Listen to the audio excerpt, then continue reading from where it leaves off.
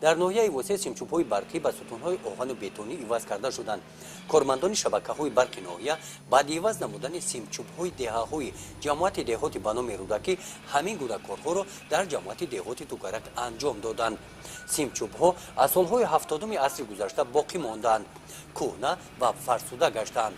тавре ки сокинон иброз доштанд, бо вазиши андак шамол, боришоти барфу борон, симҳо бо ҳам бархӯрда, симчубҳо оташ гирифта, интиқоли қувваи барк қатъ мегардид. ҳамин гуна ҳодисаҳо фасли зимистон тез-тез рӯй медоданд.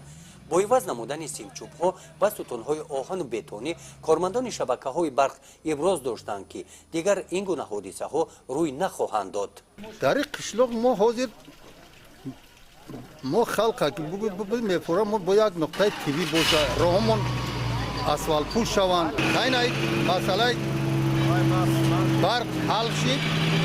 анами баъд як дига ҳаст ки ҳамин трансформатор меган, чӣ меган ҳамун ҳамин дар лави қишлоқ, дар охири қишлоқай ҳамира мехоҳем, ҳамин байн дар биёрам бишон гирта тараф ҳамада мисол ана рӯшноӣ нағз шавада.